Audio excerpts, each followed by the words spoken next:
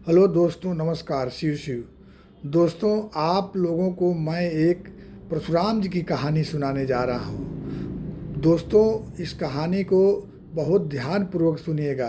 ये बहुत ज्ञानवर्धक कहानी है दोस्तों। दोस्तों, परशुराम जी के गुरु थे शंकर जी। शंकर जी ने ही जो है परशुराम जी को फरसा दिया था। और परशुराम जी महेंद्र पर्वत पर बहुत दिनों से तपस्या कर रहे थे। बहुत दिनों से तपस्या करते करते परशुराम जी के मन में आया कि चले अपने गुरु शंकर जी से मिल के आए कैलाश पर्वत पर। तो विचार करके परशुराम जी वहाँ से अपने गुरु शंकर जी से मिलने के लिए चल दिए। इधर क्या हुआ दोस्तों कि कैलाश पर्वत पर माता पार्वती और शंकर जी आपस में विचार किए कि बहुत दिन हो गया 64 खेले। दोस्तों, 64 पुराने ज़माने का एक खेल था, उसको लोग खेलते थे। तो महादेव और माता पार्वती जो है उस 64 खेलने का विचार बनाया। तो शंकर जी ने गणेश और कार्तिकों को बुलाए। गणेश और कार्तिकों को बुला करके बोले कि हे पुत्रों, आप लोग कैलाश पर आने वाला मेन मार्ग पर आप लोग पहरा दीजिए। कैलाश पर कोई बाहरी व्यक्ति नहीं आने पाए, क्योंकि हम लोग 64 खेलने जा रहे हैं। हम लोगों के खेल में जो है डिस्टर्ब नहीं होना चाहिए। गणेश जी और कार्तिक बोले ठीक है पिताजी।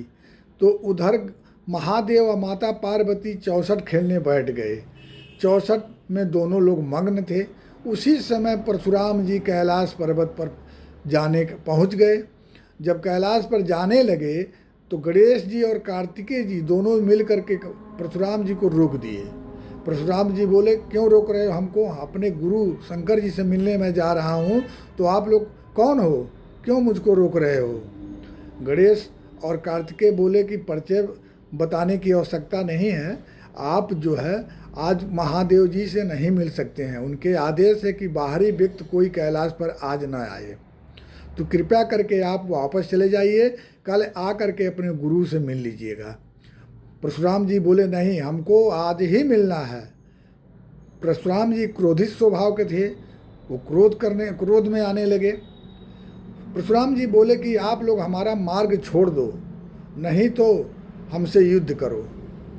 तो कार्तिकेय और गणेश बोले ठीक है, आपसे युद्ध करना मंजूर है, लेकिन हम मार्ग नहीं छोड़ेंगे। क्या हुआ दोस्तों कि एक तरफ गणेश और कार्तिकेय, एक तरफ परशुराम, दोनों तरफ से युद्ध होने लगी। युद्ध होने लगी। अब युद्ध होते होते कुछ समय बीता तो परशुराम जी ने अपना फरसा गणेश जी पर चला दिए। तो वो फरसा दोस्तों जा करके गणेश जी के दांत पर लगा और एक दांत कट गया। जब एक दांत गणेश जी का कट गया तो बहुत ज़ोर से उन्होंने आवाज़ लगाई, माता माता माता कह के आवाज़ लगाई। उधर माता पार्वती 64 खेल रही थी, उनको कानों में जब आवाज़ गई तो समझ गई कि तो गणेश की आवाज़ है। दौड़ी, वहाँ से दौड़ते हुए चली आई। जब आई तो देखी कि गणेश का एक दांत कटा हुआ है। तो बोली बेटा गणेश, कैसे हुआ, कौन काटा तुम्हारा दांत? तो गणेश जी बताए कि यही हमारा दांत काटे हैं परशुराम जी।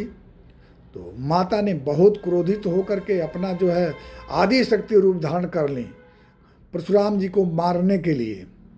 जब परशुराम जी को मारने के लिए आदि शक्ति रूप धारण कर ली, उसी समय महादेव जी भी वहाँ पर आ गए।